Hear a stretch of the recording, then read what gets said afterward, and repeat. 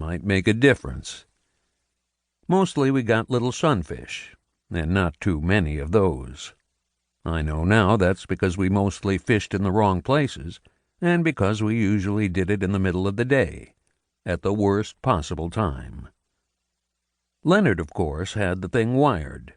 He'd go out to the pond by himself and come back in an hour or so with enough big bass for supper.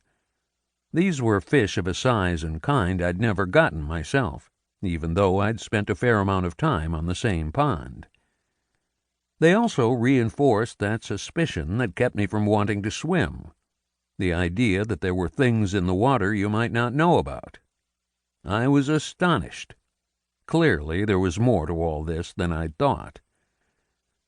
Leonard fished in the evenings when it was cool and the light was off the water, or sometimes at night when we kids were getting ready to go to bed. We assumed he went out then, because that was when the work was finished.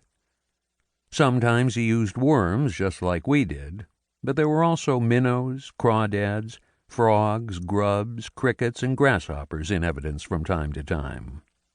He said that yes, the kind of bait could make a difference, but added, "That ain't all there is to it." Right. I could see that. And sometimes he used these plugs with shiny metal scoops and blades on them and painted eyes and scales.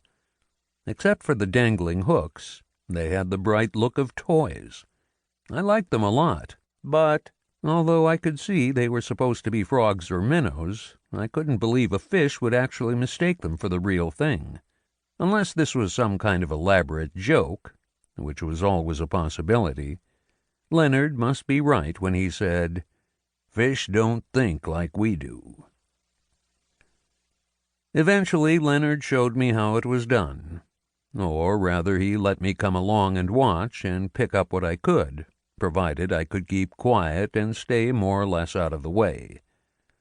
He'd never lecture, but he'd try to answer whatever questions I felt like asking, because the type of question would indicate how much information I was able to absorb. That way I didn't get confused, and he didn't have to talk any more than was absolutely necessary. Actually, Leonard was quite a talker most of the time, but on the water he'd go into a trance-like silence for long periods of time. Adults still tell kids to be quiet so they don't scare the fish, but that's not the real reason. It's just hard to explain to a child that a kind of profound physical and mental stillness is required if you want to catch fish. That's one of those things you have to come to on your own. Anyway, I learned not to chatter, and also to choose my questions well and ask them quietly.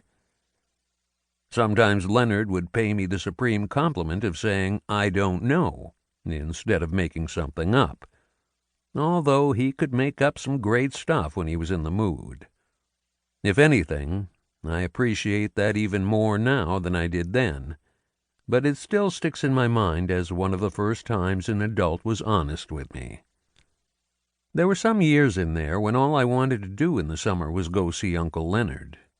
That hung on for a while even after my family moved to Minnesota and there was some distance involved.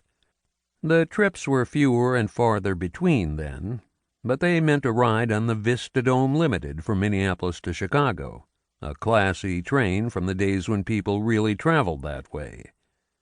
These were my first long journeys alone, and if anyone asked, I didn't say I was going to visit my uncle. I said I was going fishing. I was 11 or 12 years old by then, and I felt pretty damned worldly.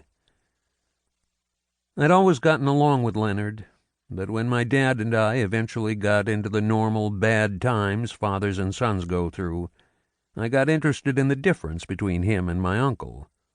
It didn't occur to me until years later that the main difference was, one was an uncle, and the other was a dad. Two positions with very singular job descriptions. I always felt like Leonard was telling me the truth as he saw it, while Dad was making what I now see as the classic mistake of telling me the world was, in fact, the way he thought it should be. The evidence for his position was not always compelling, and there was a time when I thought my father was...